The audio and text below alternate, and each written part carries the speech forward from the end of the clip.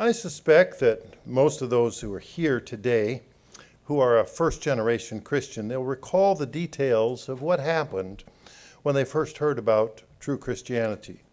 And every one of us has a unique story that we can relate as to how we came to know the truth. And each one of us has a story that's very personal to us. We may remember the time and place, or we may remember the people involved, but each one of us has our own experience. But not everyone who's heard the truths of God has chosen to go the way that God has called them to do. The way we are to go is a journey. And the way is a direction that our decisions take us, because our lives are that journey. And as we make choices, the consequences of those choices point us in the direction of the way. Well, today I'm going to look at two people in the Bible who had an opportunity to follow the teachings of God. And we're going to look at how and when they resisted God and how different their lives became in their approach to the truths of God. We're going to compare and contrast their lives and see how we can avoid the pitfalls and emulate or copy their successes. What is amazing is that these two people have the same name. Today's message is entitled, Comparing the Two Sauls. First, I'd like to take a look at a man named Saul, a Roman Jew. He was trained in the law and became a persecutor of Christians. Books have been written about the life of this Saul, who later became the Apostle Paul. Many sermons and articles have been created to show all about his life. Books have been written. The apostolic journeys, maps have been made of those. Paul's letters, the epistles. Saul was later called Paul. The epistles are studied each year and in colleges. Well, my purpose today is not to give an exhaustive exposition of the life and the works of the Apostle Paul in the next 45 minutes. Instead, we're going to take a look at some of the known facts that this Saul, who became Paul, and compare and contrast him with the information that we gather about another Saul, the King Saul, the Saul who was the first king of Israel about 1,000 years before the Paul of the New Testament. The Saul of the New Testament, later called Paul, was born in Tarsus of Cilicia. They call it Anatolia, which is what today is known as Turkey. At that time, the Romans had established the Roman Empire and controlled most, if not all, of the countries near the Mediterranean Sea. We know that some of the history of this Saul because he told us, and it's recorded in the Bible, particularly starting in Acts 22 and verses 27 and 28. And this is an occasion when there was a near riot, a mob situation in Jerusalem, and the people there were looking to do great harm to one called Paul, who was earlier called Saul. A Roman commander came and removed Paul from the mob and arrested him and hauled him away. In Acts 22, verse 27, then the commander came to him and said, "Tell me, are you a Roman?" He, meaning Paul, said, "Yes." Verse 28, the commander answered, "With a large sum I obtained this citizenship." And Paul said, "But I was born a citizen." You see, you could obtain citizenship by paying a fee, or you could obtain it by reason of birth.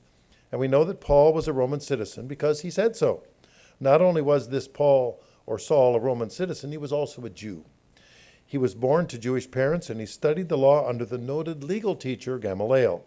In Acts 22, verse 3, Paul writes, "Indeed, I am a Jew, born in Tarsus of Cilicia, but brought up in this city at the feet of Gamaliel, taught according to the strictness of our father's law, and was zealous toward God as you all are today." So this Saul was a very learned man. He spoke both Greek and Hebrew. We know this because there was an incident where Saul was about to suffer at the hands of that Jerusalem mob, and the Romans hauled him off. Now bear in mind that the Roman Empire ruled in the area at that time. They also ruled Egypt. The main language of the ruling elite of Egypt was Greek.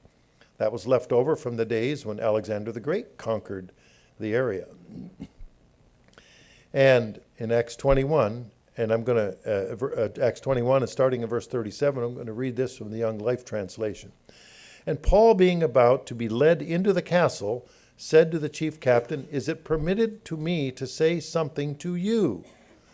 And he," meaning the chief captain, said, "Greek dost thou know?" It's in other words, he was saying, "Whoa, you know Greek?" here it is. He's responding to this military man. And Acts 21, continuing on in verse 38.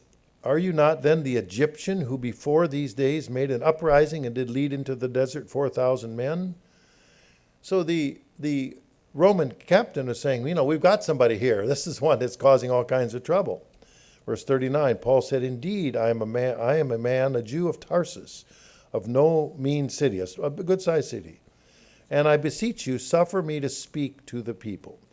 Well, now there's a mob that would like to do him in. And yet this Saul, Paul, said he would like to speak to the mob. I don't know that I would have a courage to do that, but he did at that time. And then in Acts 21, verse 40, having given him leave, meaning from the Roman soldier, Paul, having stood upon the stairs, did beckon by hand to the people, and there having been a great silence, he spoke to them in the Hebrew dialect, saying, men and brothers, hear my defense now to you. And and having heard that in Hebrew dialect that he was speaking to them, gave more silence. Whoa, they were surprised. He was speaking in Greek to the Roman, yet he was speaking in Hebrew to them. So, by his own admission, this Saul, later called Paul, persecuted Christians. Saul repeated his admission of guilt. We read that in Acts 26, verses 9 through 11. What does Paul say? Indeed, I thought myself I must do many things contrary to the name of Jesus of Nazareth. This I also did in Jerusalem, and many of the saints I shut up in prison, having received authority from the chief priests. And when they were put to death, I cast my vote against them. And I punished them often in every synagogue and compelled them to blaspheme. And being exceedingly enraged against them, I persecuted them even to foreign cities. This is the Saul that we're reading about, that the Bible is speaking of, who later became Paul. This Paul was the one who consented to the death of Stephen, the deacon who was persecuted for being a follower of Jesus Christ. Stephen gave a sermon. We read it in Acts 7. And I won't read the whole sermon, but I'll just give the aftermath of it. Because you see, Stephen's sermon was rather direct.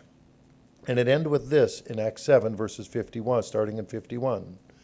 Imagine somebody preaching a sermon and telling you this: you stiff-necked and uncircumcised in hearts and ears, you always resist the Holy Spirit as your father did, so do you. Which of the prophets did your fathers not persecute? Which, of course, they all did. They killed those who foretold the coming of the just one, of whom you now have become the betrayers and murderers, who have received the law by the direction of angels and have not kept it. He said, you've all gotten the law, the truth, and yet you then have turned your back on it and made life difficult and even murdered the just one. So imagine standing up in front of a bunch of people who wished you harm and saying these words. Can you imagine the fury of those who were angered by what Stephen had to say? Well, Stephen stood up and he spoke up to the truth to those in authority who resisted God. And the people heard the word of God, but they resisted. They made noise and covered their ears so they couldn't hear more of what Stephen said concerning the truth. Acts 7, verse 54. When they heard these things, they were cut to the heart, meaning it pricked their conscience. And they gnashed at him with their teeth. But he, being full of the Holy Spirit, gazed into heaven and saw the glory of God and Jesus standing at the right hand of God, and said, look, I see the heavens open and the Son of Man standing at the right hand of God. They cried aloud with a loud voice, stopped up their ears, and ran at him with one accord. Now, perhaps you have, but I've seen it in person where somebody just didn't want to hear something, and all of a sudden they lapse into la la la la la la la, and they don't want to hear it. They want to drown out what they don't want to hear. Maybe they can't stand it. They have whatever it is very offensive. It's distressing to them. And then we read here that this is literally what people did to try to drown it out. Acts 7, verse 58, and they cast him, meaning Stephen, out of the city and stoned him. And the witnesses laid down their clothes in front of a young man named Saul. And they stoned Stephen as he was calling on God, saying, Lord Jesus, receive my spirit. And he knelt down and cried out with a loud voice, Lord, do not charge them with this sin. And when he said this, he fell asleep, meaning he died.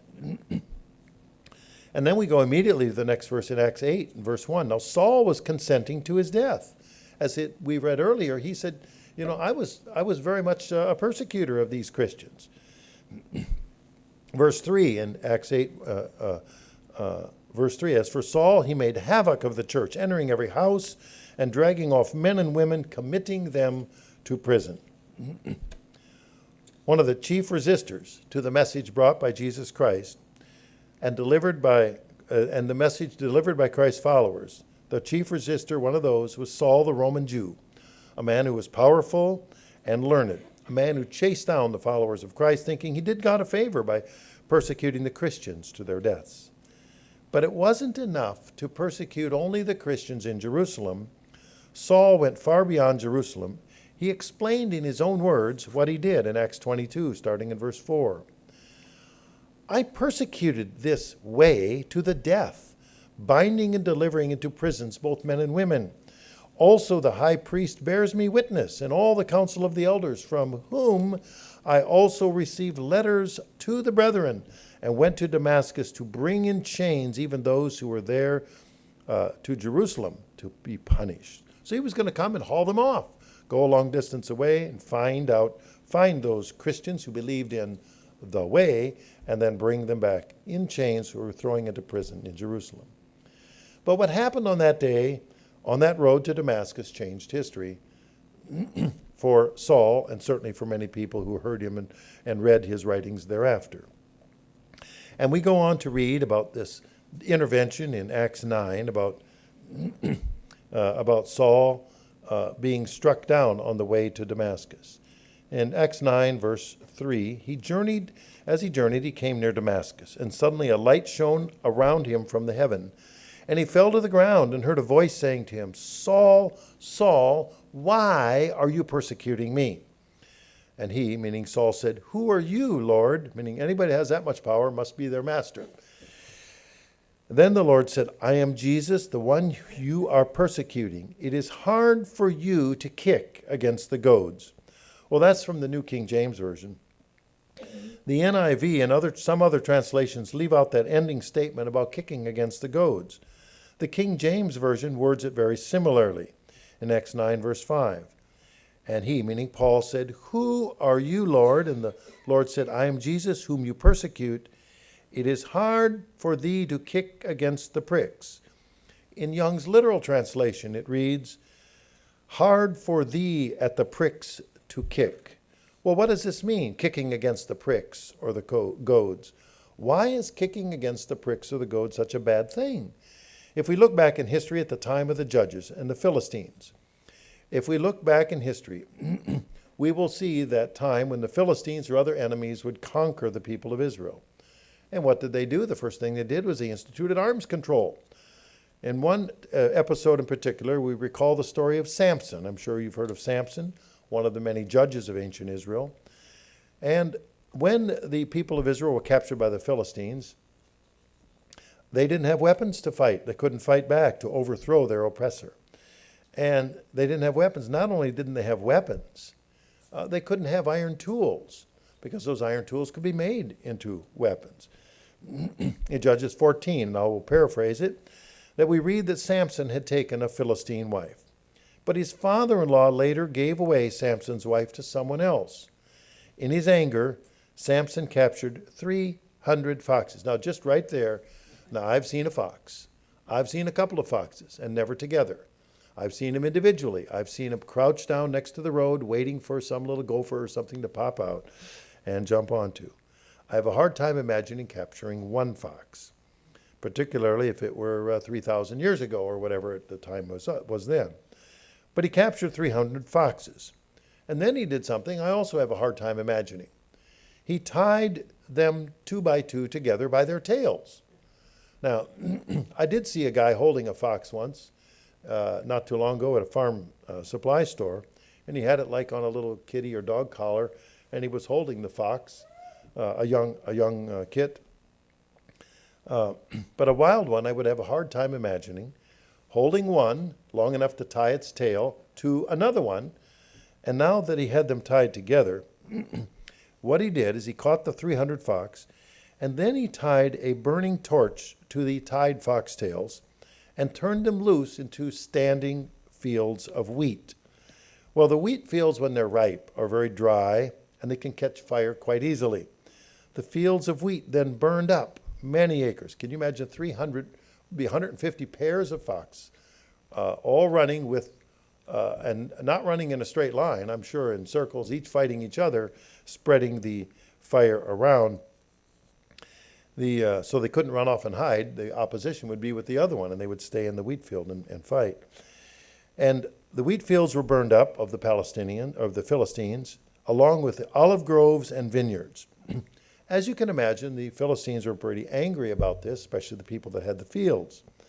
And the men of Judah were also very upset. Judges 15, verse 11. 3,000 men of Judah went where Samson was hiding. And they said, "Didn't you know that the Philistines rule over us? Why did you do this? What are you going to do to us now? Basically, we can't defend ourselves. You've gone and done this dastardly thing." Because the Philistines were exacting tribute from Israel at that time. They took money and tribute or goods from Israel, but they didn't allow any metal armaments or metal tools or methods of sharpening metal tools to the Israelites. And if we look in 1 Samuel 13, verse 19, "Now there was no blacksmith to be found throughout all the land of Israel, for Philistines said, 'Lest the Hebrews make swords or spears.'" Verse 20, "But all the Israelites would go down to the Philistines to sharpen each man's plowshare, his mattock, his axe, and his sickle. And the charge for sharpening was a unit of currency for the plowshares, the mattocks, the forks, the axes, and to set the points of the goads." There's that word again, the goads. Well, these instruments are metal instruments. If you wanted to sharpen them or maintain them, you had to take them to the Philistines, because the Philistines also had all the grinding stones that were kept to sharpen things up. And no blacksmith was permitted, and so they had control over the metalworks. Ultimately, Samson was confronted by the Philistines for this great disaster to their crops. And in confrontation, Samson rose up against the Philistines. Now, he wasn't armed, but he was a mighty man. And we read in Judges 15:15, this is the Amplified Version. "He," meaning Samson, "found a fresh jawbone of a donkey." So I'm going to guess that's about 1.5 feet long, something like that. If you examine a real donkey and imagine it. And reached out and took his hand and killed 1,000 men with it. You see, Samson didn't have a sword. He didn't have a spear or other weapons, but he used the weapon that he could find, the jawbone of a donkey, and he made use of it. So,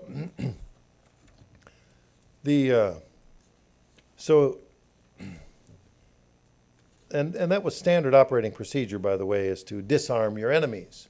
I mean, it's been done for thousands of years. I mean, it's been done in the last century, where countries have been disarmed and then they have suffered great slaughter. And we can go down the list from Lenin and Stalin to kill 20 to 40 million of their own people. Same thing in China, 30 to 40 million of their own people. Adolf Hitler killed, 6 to 7 million Jews and 6 to 7 million more of other people. Pol Pot in Cambodia, up to 7 million people he killed.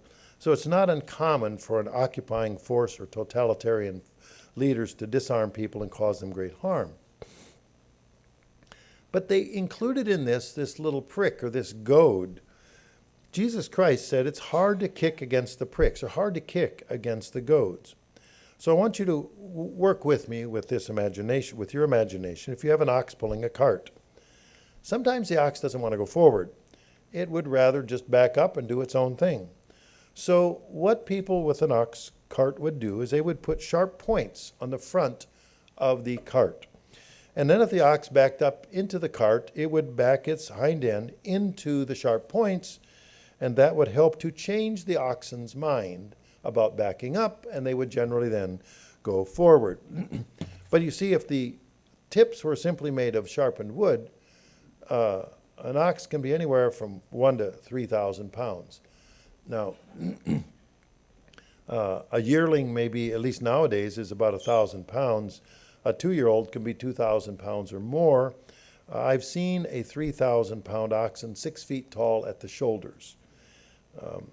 In fact, I saw it while it was a bull, and had the uncomfortable displeasure of leading it by a ring in the nose. Talk about my arms could not fit around the neck. And so they go wherever they want to go. But if you put the goads behind them, they aren't going to be going backwards. So the principle is the same regardless of the size of the ox. If it backs up and feels a poking sensation in their backside, they're more likely to go forward. The goads can also be carried out by their handlers in the form of a stick with a metal goad. And if they want to go one way, they will be poked along to go in the correct direction. So can you imagine what good would it do if an oxen were to simply kick at the goads? Would be unsuccessful. It doesn't change anything. It doesn't stop the goads from hurting when it kicks it. Now, some of you have been raised with cattle on the farm like I have, and you know that some cattle don't listen very well, just like some people don't. And the cattle don't go forward when you want them to at all times. Well, we had a beef feedlot, and we'd load up the cattle in a trailer, and we'd squeeze them up to get the most number of cattle in the trailer, and sometimes one of them would leave a foot sticking out in the back. You just couldn't get the trailer closed. Well, my father pulled out the modern equivalent of a goad. He would, which consisted of about 5 D batteries and an electric prod.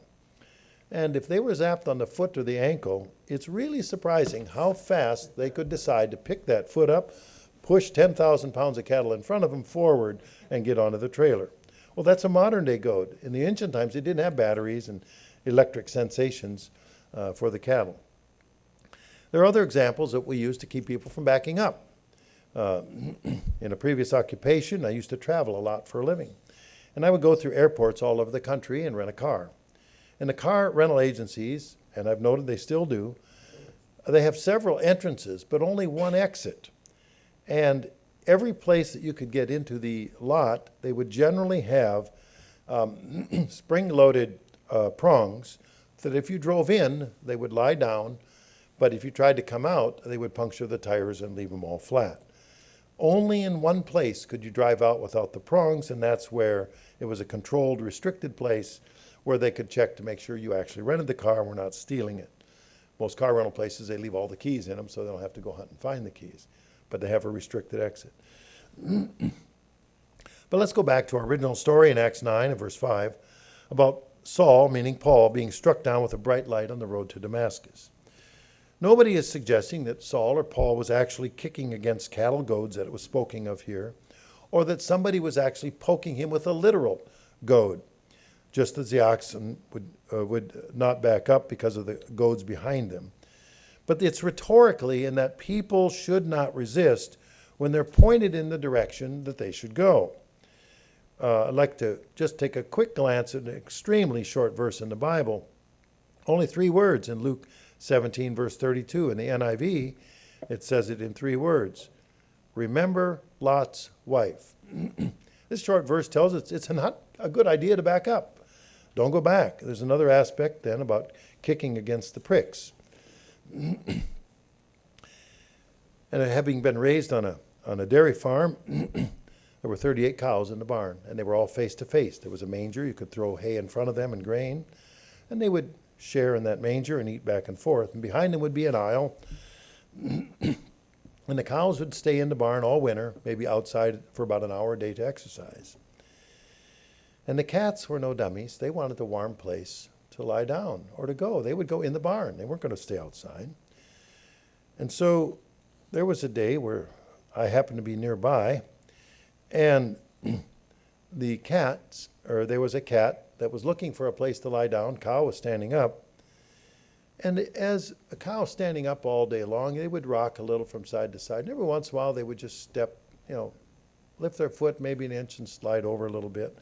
The cat was walking between the cow's legs.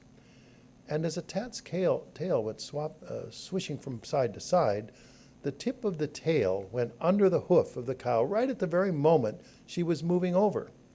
Well, this is a direct line to the brain that we have instant pain. The cat doesn't know why. And so what does a cat do? It attacks what it's attacking it. And it rears up, screams on its legs. You hear this terrible noise. I mean, I'm 4 or 5 feet away. I'm seeing this in living color. and it attacks the thing that's hurting it, which is the leg of the cow. The cow, of course, is completely oblivious because there's no feeling in the hoof. It doesn't know it's stepping on the tip of the cat's tail. And so this cow then has these claws of this cat sticking into the leg, and it's in a stanchion, it can't go anywhere. So it does the only thing it can do, it tries to shake the cat off of its leg. The cat is screaming. The cow is bellowing. The cat is hanging on for dear life. The cow is kicking even harder to get rid of this screaming cat. Eventually, they both became exhausted. The cat fell off, and the cow was exhausted. But you see, the cow was responding to this sharp prick. It knew something was terribly wrong, just like the cat was responding to this sharp pain. And so this response, we can imagine, is like what happens in our lives from time to time. We don't always know what's going on, but there's some sharp prod or goad that's hurting us. In Acts 9:5, Jesus Christ admonished Saul to quit kicking against the pricks. And of course, then let's read about how this was described. In the New Life version of the Bible, it's slightly reworded in Acts 9, verses 4 or 5. Then he, Paul or Saul, fell to the ground, and I heard a voice saying, Saul, Saul, why are you working so hard against me? Saul answered, Who are you, Lord? He said, I am Jesus, the one who you are working against. You hurt yourself trying to hurt me. As a boy, I was playing in the yard with my brother. We were elementary school students, but I was a little kid. It was too hard to hit a softball, so he thought he'd make it easy for me and bring out a basketball. So I had a bat and a basketball. Great idea if you're an elementary kid, and that would be easier to hit. And in fact, I used the bat and hit the basketball. But I did not have a full knowledge of the laws of physics at that time. And so when I swung at that bat for all it was worth, and the bat smacked into the ball, and I did a great job. I was proud of myself for a fraction of a second. But that's when I got learned in the laws of physics that there was the inertia of a basketball was greater than the mass and inertia of a softball bat. Now, it did split open my eyebrow and a great deal of blood, and it meant a hospital or a trip to the doctor to get sewed up. I didn't realize what I was doing was going to hurt me. Saul didn't know at the time what he was going to do to hurt Christians was actually hurting himself as well. Let's take a look then we'll look at it in the Amplified Bible Classic Edition, has yet another wording. And in Acts 9 and verse 5, and Saul said, Who are you, Lord? And he said, I am Jesus, whom you are persecuting. It's dangerous, and it will turn out badly for you to keep kicking against the goad. Parentheses, to offer vain and perilous resistance. So if we continue on with the narrative in verses 6 and 7 and so forth, what did Paul do? He trembled and was astonished and says, What do you want me to do? Well, that's a reasonable question. I'm on the ground. I'm blinded. You've struck me down. You have my attention. Isn't that what happens to each of us at some point in life? God has our attention. So during the conversion process, we ask God, what do you want me to do? And in Acts 9 went on, and it talked about what was expected of him. But he was blinded, went for 3 days without sight, food, and water. Now, you can live about 3 days without anything to drink, but after that, your tongue's pretty wooden, and I think you expire. So he was taken right to the limit. And then, interestingly enough, in Acts 9, verses 10 through 12, what happens is he was taken to the house of Ananias, one of the very people he came to either kill or haul back in chains to Jerusalem. And it was Ananias then that we read on that anointed his eyes, who then allowed him sight. So so that occasion was that Saul, then not yet named Paul, was blind for 3 days, had nothing to eat, nothing to drink, limited understanding, in what the world was going to happen to you, but you had a pretty good idea that a deity had spoken to you, would you pray? In verse 11, when and we read, when the Lord said to him, arise and go to the street called Straight and inquire at the home of Judas for one called Saul of Tarsus, for he is praying. So here's this Saul who is persecuting Christians.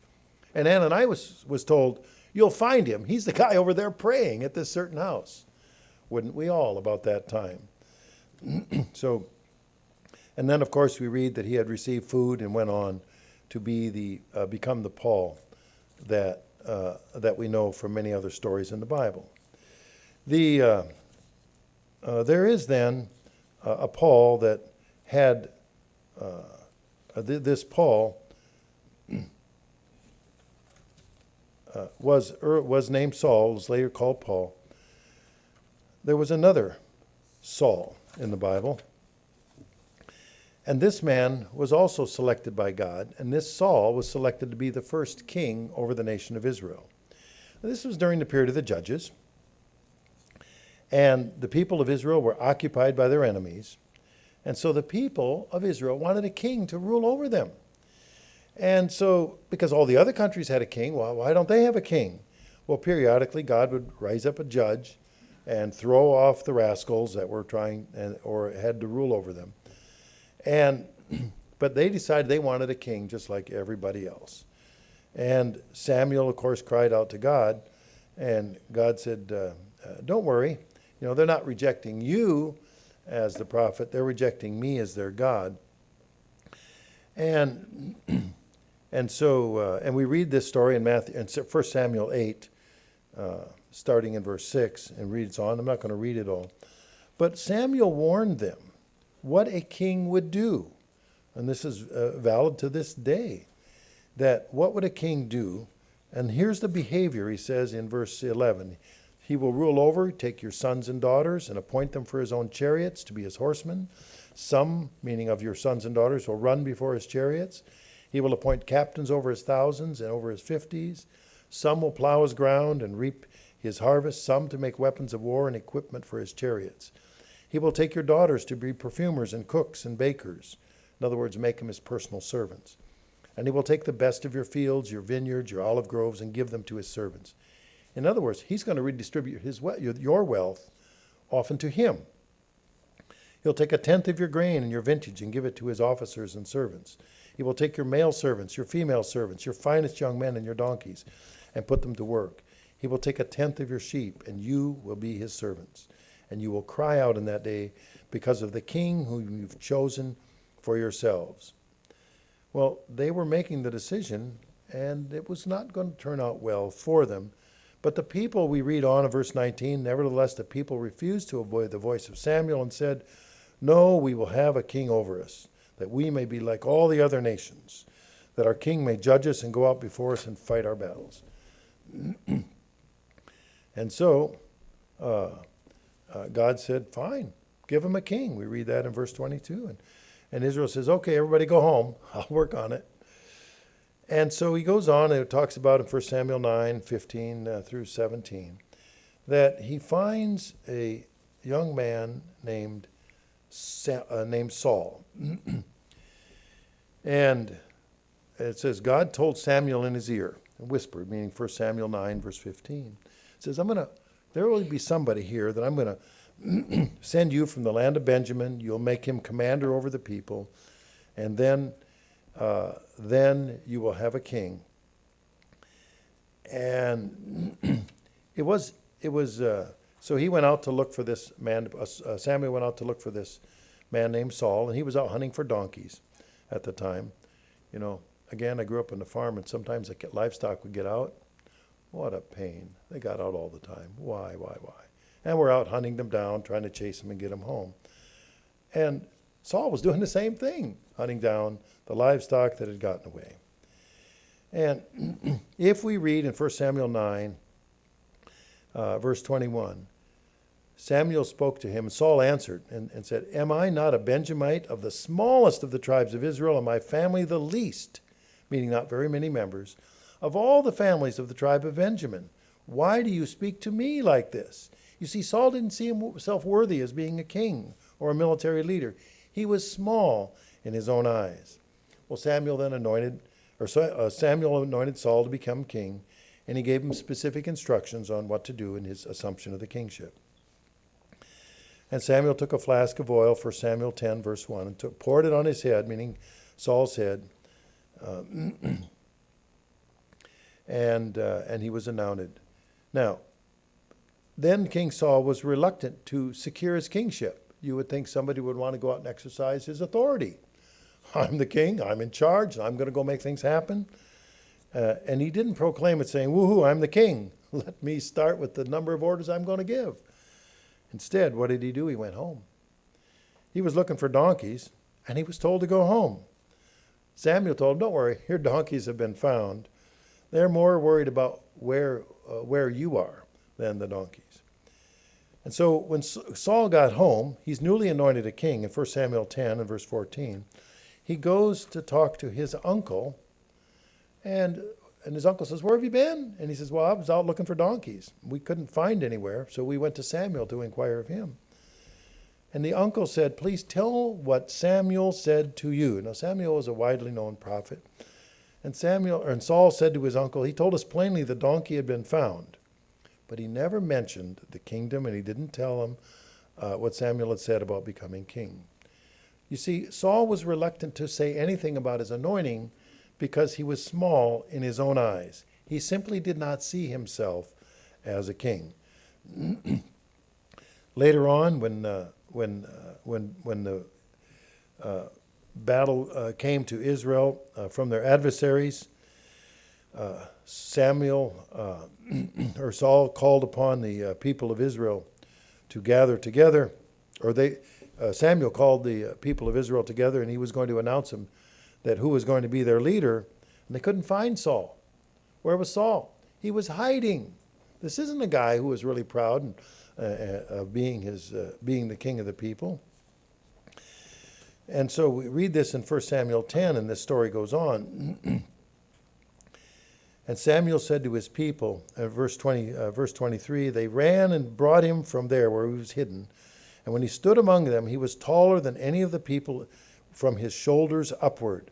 So everybody else came up to the top of his shoulders.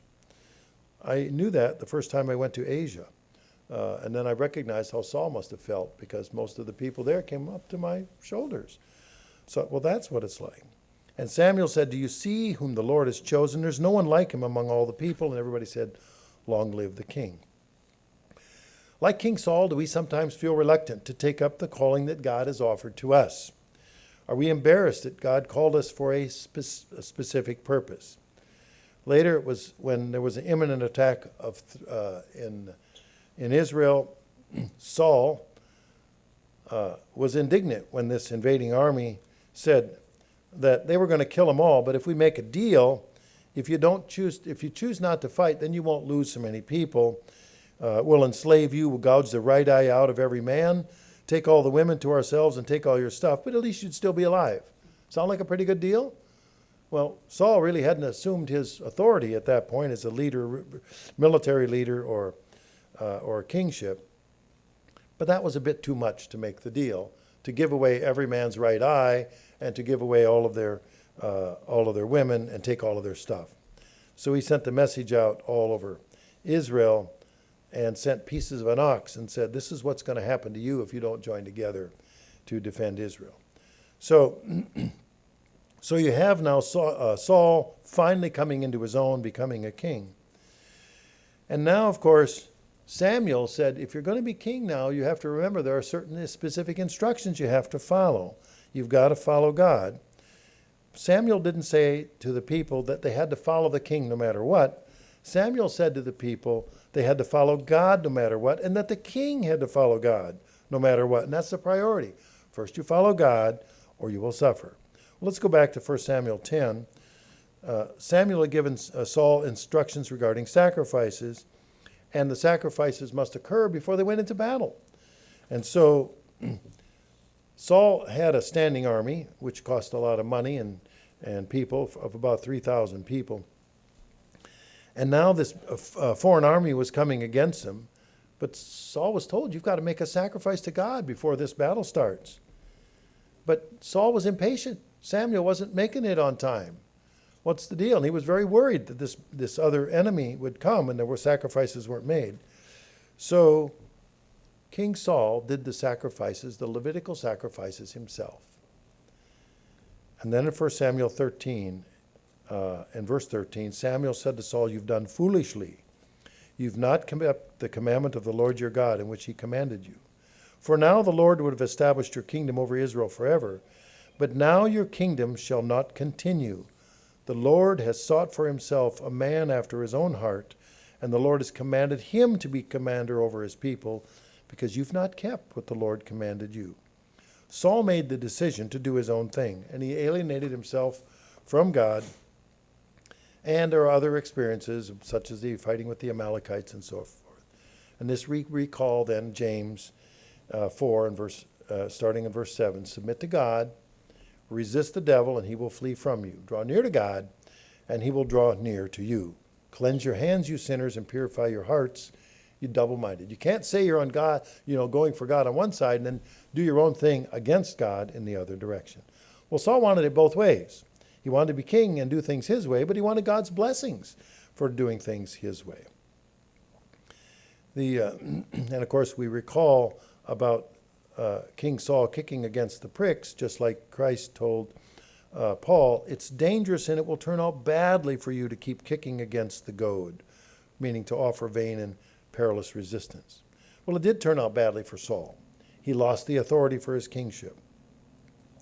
Ultimately, King Saul lost his life, wounded in battle, and killed himself to avoid an ignominious capture and torture from death by being caught by the enemy. Because you see, the enemy, when they find a ruler, they want to parade it over everybody, and they will torture them, make sure it's a slow death, an agonizing one, and everybody can see that the enemy is now ruling the country. And King Saul knew this was the standard, so he asked his armor bearer to kill him. Do this, kill me now, so they don't drag this all out. And the armor bearer wouldn't do it, so Saul then fell on his own sword, or he committed suicide. Well, we have other details about these two men, but I'm going to cut it quickly here. They bore the same name. In the Old Testament was King Saul, the son of Kish. And the other one in the New Testament was Saul of Tarsus, who became the great apostle Paul to the Gentiles. Both men were of the tribe of Benjamin, but in life and character they had a marked contrast. The first contrast, and there's about 10, even physically there seemed to be differences. In 1 Corinthians, one was tall and attractive and personable, which we read earlier when Samuel anointed him. And in other words, and the other one, in his own words, was unattractive.